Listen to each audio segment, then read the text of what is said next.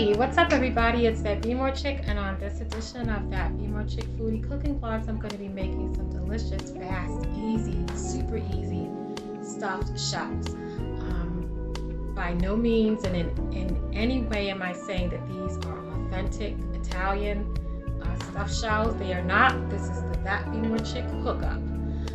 But it's definitely something that you can, throw together really fast and easy for your family and friends on a weeknight or a weekend, day.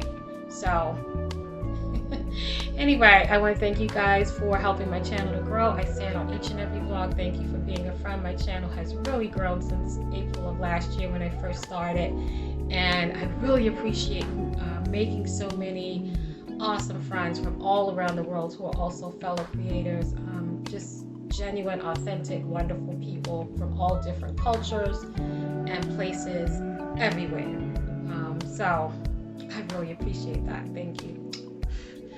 So let's get into these delicious, fast, easy stuffed shells on this edition of That Be More Chick Foodie Cooking Vlogs. Here it comes, y'all. Stick around.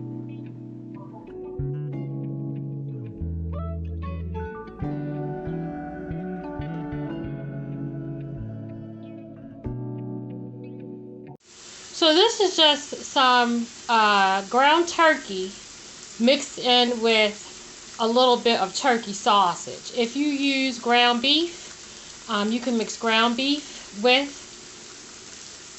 Italian sausage. You could use all ground beef. You could use all Italian sausage, and that's all you use. It's up to you what meat you want, but I like to do ground turkey and ground turkey sausage, Italian turkey sausage. My oven is preheated to 350. My meat has that onion soup mix in it. You don't have to do onion powder. I just do a little bit of extra onion powder, like maybe a couple sprinkles. And the meat is nice and seared and brown. I like my meat to look like this when it goes into pasta dishes. Not too hard, but not, like too soft. So I've got one beaten egg in this bowl, and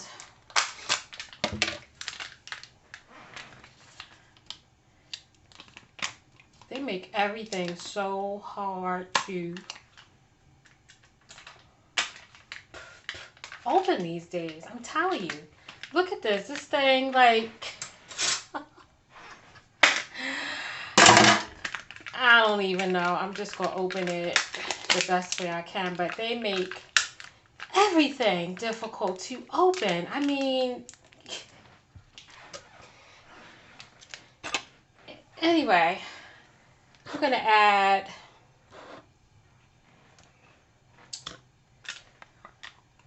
about, I don't like a ton of ricotta cheese, but I like a little. So maybe about less than half of this container I've added. And that's good.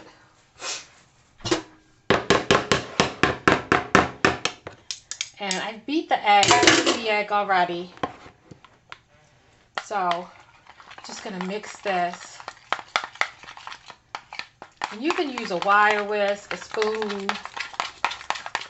It's up to you. For me, I'm good with a spoon.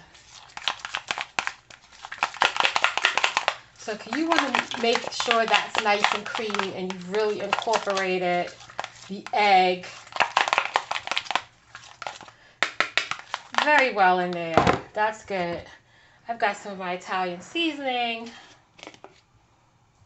Just going to eyeball some. About a tablespoon maybe.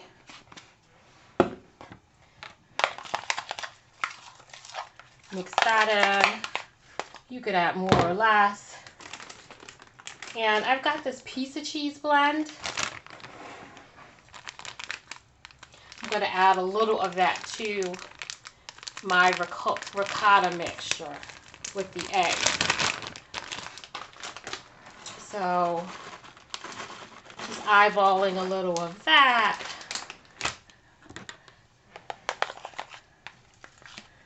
Maybe about a handful. I'm going to do a little bit more Italian seasoning. I am not salting the ricotta cheese because I just added some of that pizza 4-cheese blend that's got salt in it. So, you know, do what you want with the salt, but like I said, like I have said in previous vlogs, I'm on a reduced sodium lifestyle, so I don't do a ton of salt. All right, let's get this together.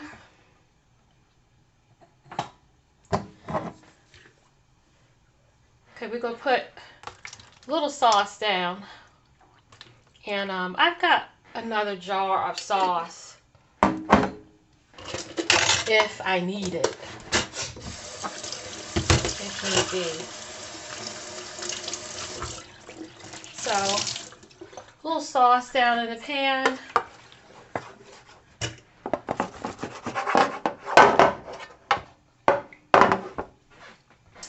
I've got nice clean hands. I always say clean hands are one of your best kitchen tools. And some of these shells have kind of like stuck. Are kind of like stuck within other shells and all that foolishness. So let's do, and you guys, if you hear me sniffling, sorry, my allergies are killing me today. They are terrible. They're really bothering me.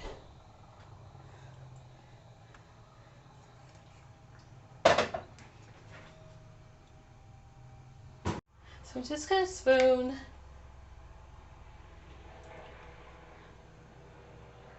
And, you know, this doesn't have to be perfect. It really doesn't. Just as long as you get some of the filling into each shell. Because it's all going to be baked and covered with cheese and sauce. So you don't have to worry about how it looks as you're, like, you know, filling the shells with cheese. I mean, with this ricotta cheese and the cheese blend. So one more. And like I said, I don't have to do, for me, I don't go crazy with the ricotta. As long as there's some, I'm good. Now let's do a little more sauce. Prego, I don't tend to put any sugar, add any sugar. Some people like to add a little sugar to cut the acid. Prego, for me, and that's one of the reasons why I love to use it, it's very sweet. So, cover that sauce. Let's do this pizza cheese blend with the different types of cheeses, and you're gonna just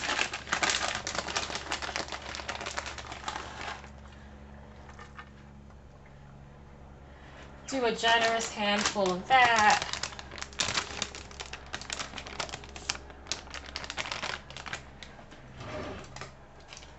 And everything's hard for me to open today. I don't know what. Things are already hard to open, difficult to open, but for me it seems like today nothing is opening, even like little simple plastic bags.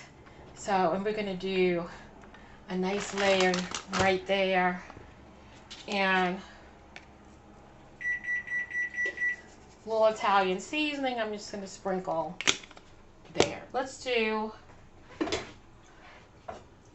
some more shells.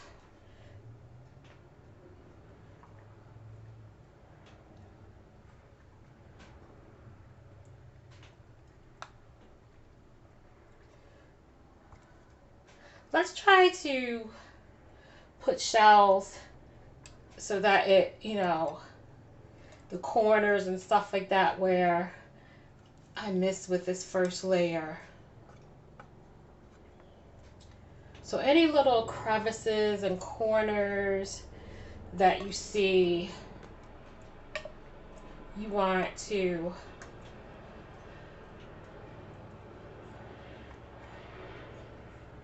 and guys, my window's open, so you may hear, you know, helicopter sounds, airplane sounds, car sounds, little air. And my kitchen's not air conditioned. My apartment has AC, but my kitchen's not air conditioned. So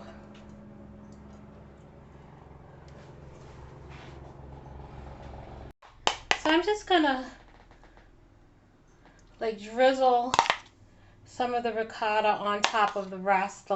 This is the second layer and the last layer of shells. But you can do however many layers of this that you would like.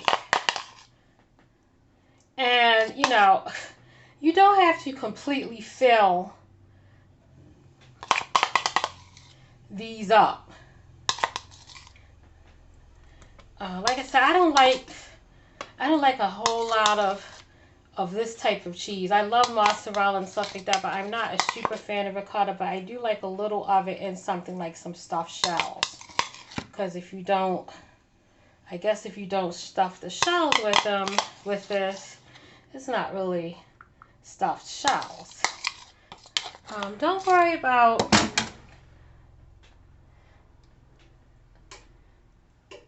the ones even that might not have a lot of the filling, because like I said, this all kind of melds together. So as long as you have a little filling,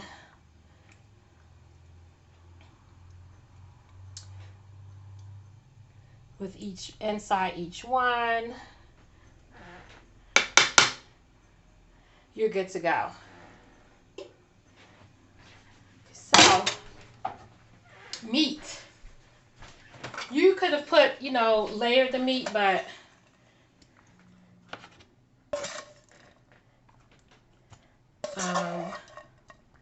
for me, you know,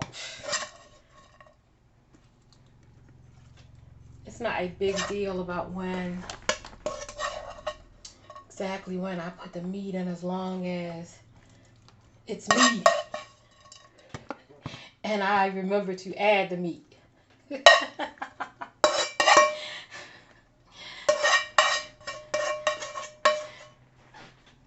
Alright, so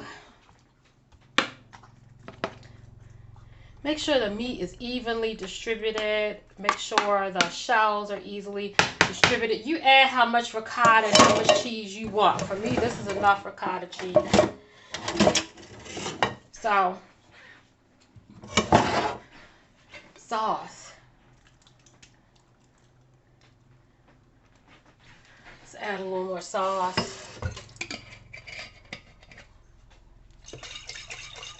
And I don't know about you guys, but I will put a little bit of water in the jar because I like to get every last bit of sauce.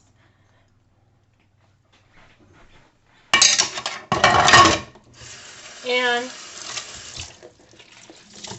think I want a little more sauce, so I've got some chunky garlic, tomato, and onion.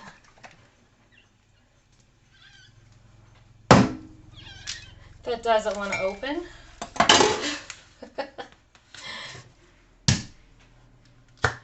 There she goes. And you just want to drizzle more sauce. I think for me that's enough.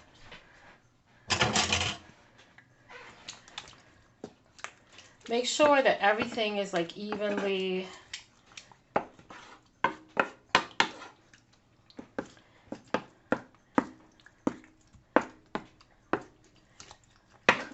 distributed throughout your pan, your 9 by 13 inch baking pan. I think I want a little more sauce in the corners because I do not want this to be dry. I don't know about you guys, but I do not like dry. I mean, I don't want it to be, you know, swimming in sauce. but I do not like dry pasta. So just a handful of that Italian seasoning, and I'm just going to sprinkle that out. It's got basil, oregano, thyme, and this is almost,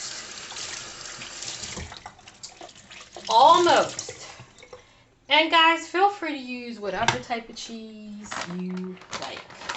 So let's do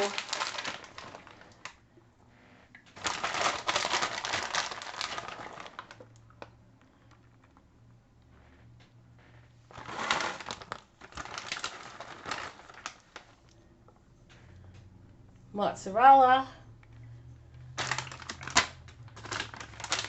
And here's that four cheese blend. Mozzarella, Romano, provolone, and Parmesan.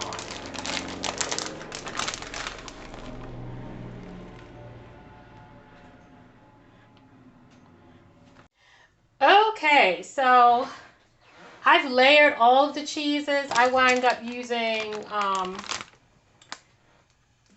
this is a 16-ounce bag, so a pound, and the other bag was like 8 ounces. So I wound up using all the cheese for this 13 by 9 kind of, pasta shells casserole, if you want to call it that, a casserole. Anyway, this is ready for my oven, 350 degrees. For 25 to 30 minutes uncovered. Remember, we cook the pasta to al dente, so we don't need to cover this and cook the pasta to death and all that. So we're just looking to heat everything through and get everything nice and bubbly, the cheese nice and bubbly, the sauce bubbling, and get a nice golden brown crust for that cheese, and then we're going to be ready. So 350 degrees, 25 to 30 minutes. Get ready to put this in my oven, y'all. So my oven is beeping, so that's the 30, I did 30 minutes on 350. So I'm going to crank my oven up to, 425.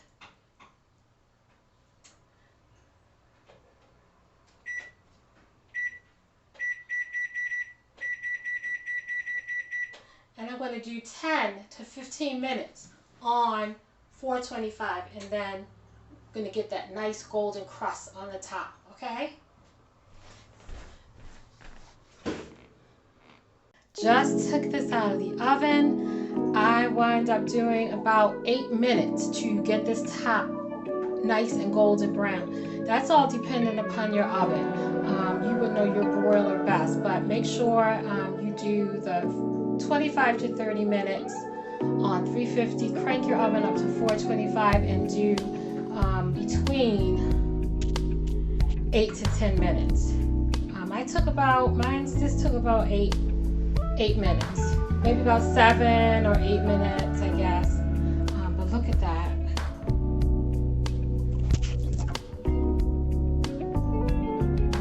There's a little sauce that bubbled out. It was so hot. It's still so hot. Right from the oven, some of the sauce has like kind of come up, popped up, almost exploded to the top. Look at that edge. It looks like lasagna almost.